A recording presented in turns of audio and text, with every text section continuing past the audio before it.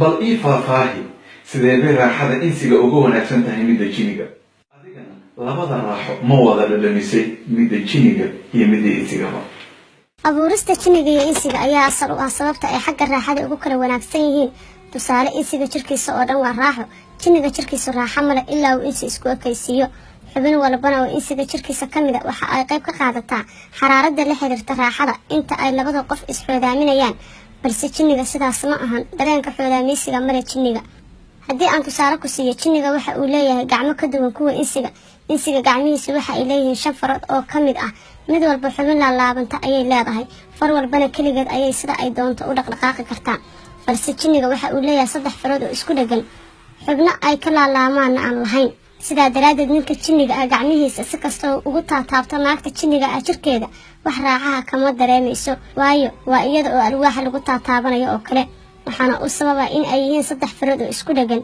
wax xubno ahna aan lahayn oo isku siman adagna ah balse insiga farihiisa baa mid walba goonideeda u dhaqdhaqaaqaysa jirkii bay taataabanaysaa waa ay jilicsan yihiin oo jirka way u roon yihiin taabashadooda jirka ku abuuraysa dareen labada qof isku soo jiida tusaale haddii aad farahaaga inta dhab isku wada siiso qofka jirkiisa ku taabata dareen ay bixinayaan lama mid ma ahan marka faraha oo jilicsan ay jirka si halhaleel ah u salaaxayaan mar walba oo 5 farood wada dhaqaaqayaan dareen iyo xaraarad ayaa ka abuurma waana nimco oo Allah insiga u manaystay ha ila yaabin haddii aan xoogaa xaajada marada ka qaado faraha ninka rag ah qayb weyn ayay ka qaataan dareenka gabadha haddii faraha lagula salaaxo qaybaha dareen wadka gaar ahaan cambarka horaadada iyo hareeraha xudunta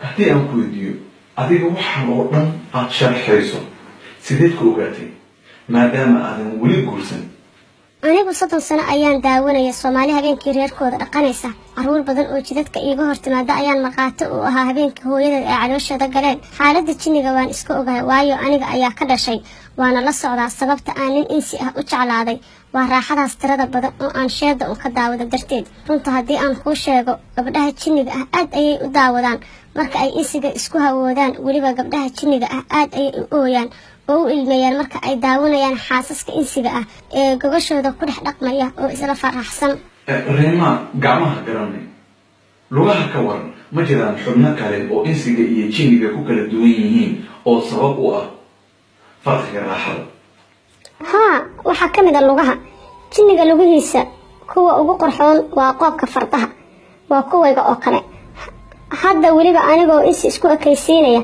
ayaana lugahayga dooran karin meesha kaliya ee qofka jinka laga eego waa lugaha si kasta oo iskugu ekaysiiso dadka lugaha baa doorsanayeen teeda kale jiniga marka laga reebo kuwa ka dhashay qabiilka Saalid iyo Baalis inta kale lugahoodu waa luga sida dugaaga oo kale ah waxa ay leeyihiin cijiyaha libaaxa oo kale in ay wax mudaan ama ay wax gooyaan mooyee laguma raaxaysan karo qof yar ayaa tahay xaqiiqdii aniga insiga ayaad igaga aqoon badan tahay waxyaabo badan oo aad halkan ku sheegtay oo la xiriira farqiga raaxada ee jinka iyo insiga u dhexeeya bal waxaad ii sheegtaa adiga weligaa raaxo ma dhamisay maya aniga xagga nolosha jiniga weli waan ka yarahay 175 sano oo kaliya ayaan jiraa waan inaan 210 sano aan gaaraa si uu nin jin ah ii damaacin karo balse marka loo eego insiga qof weyn oo raaxada ka bixi karta ayaan ahaan lahaa haddii uu nasiibku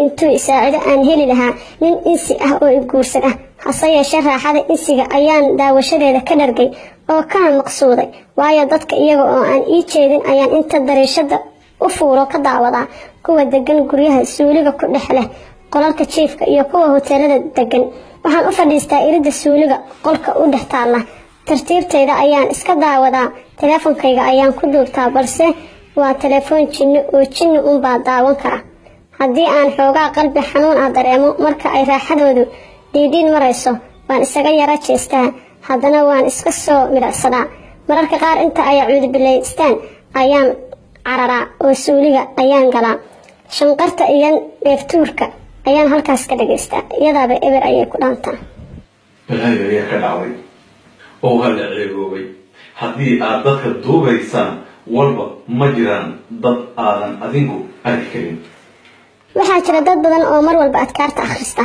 kuwaas waa naga xaaraan in aan cawradooda aragno balse dadka caadiga ah ee aan bisinka inta badan xasuusan waan iska daawanaa waana duubanaa markii aan doonno. Rima waxaa la sheegaa in jinniga ay hawsha raaxada kala qayb galaan dadka marka ay bisinka hilmaamaan. warkaas ma jira?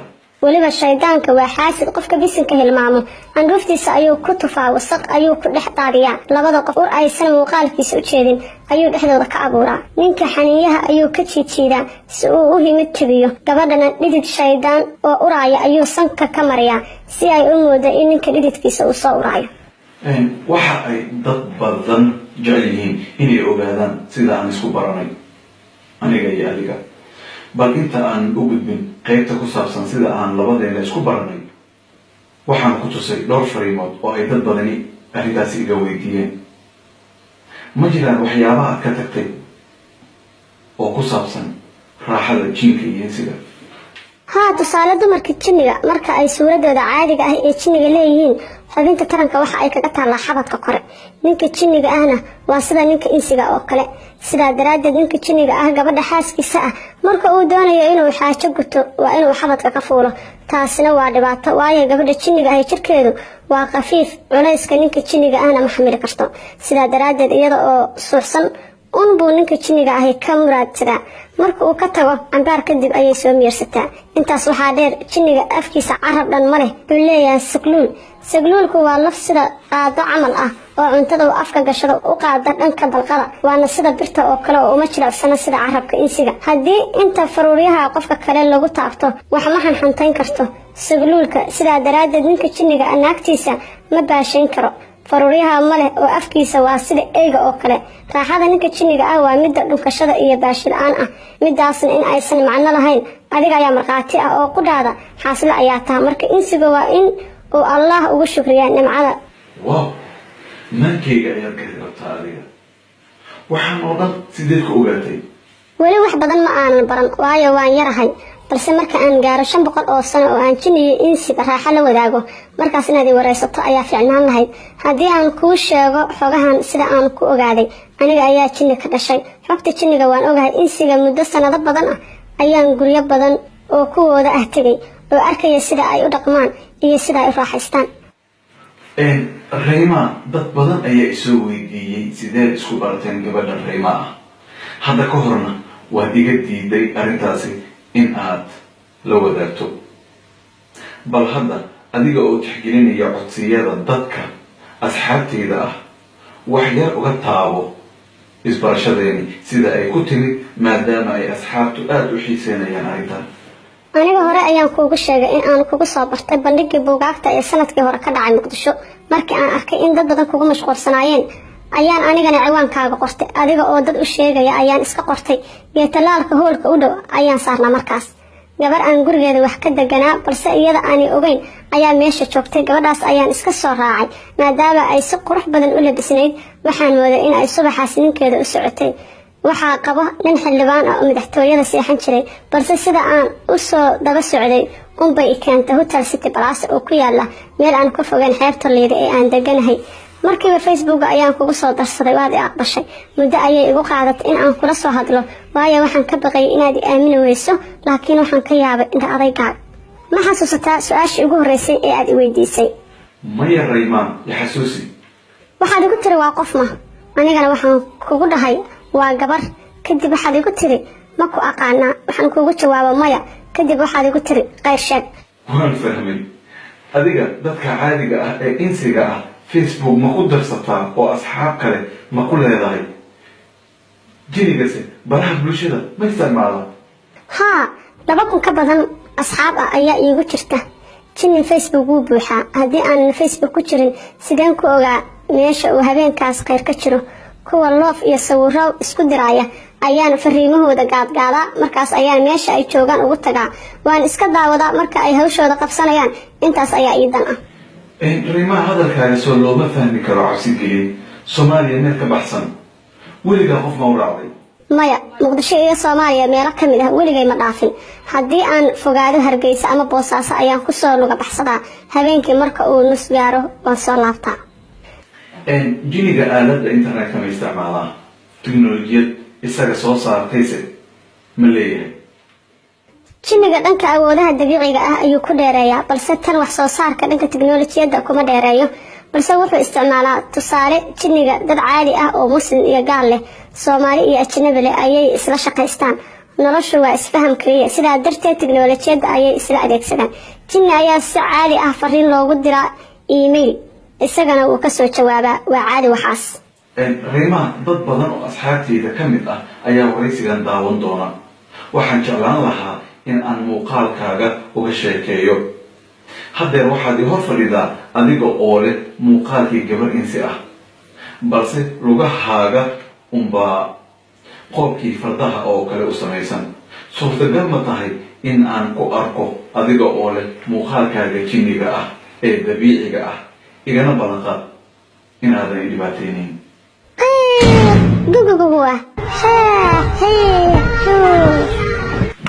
ya allah, raalino, please Reema, jawiga caadi u socday. su-aalaha qaar iska ilaali si aan kuugu talagelin in ay dhibaato ku gaarto. ma rabi hadda waxaad ku sigata in ay iirmadayda ku saaqdo. iirmo maxaa waay Reema?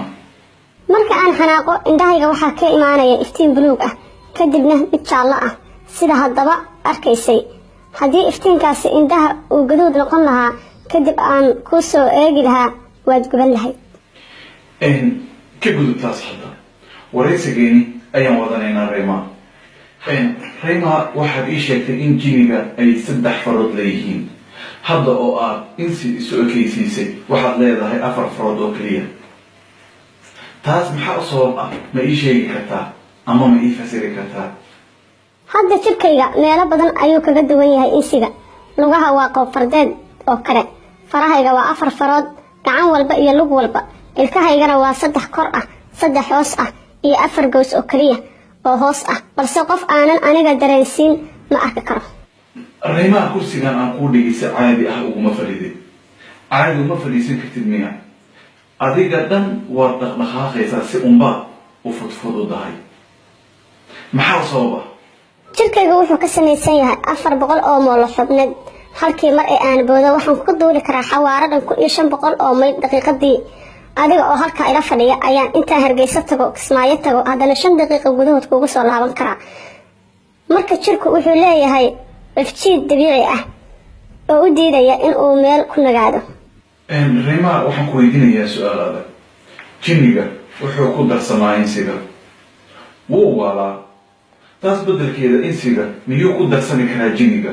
mase idin waali karaa qof insi ah sida aad adinkaba u waashaan insiga? maya, dadka qaar waxaa jira in sixirka bartaan kadibna jinniga ku shaqaysta.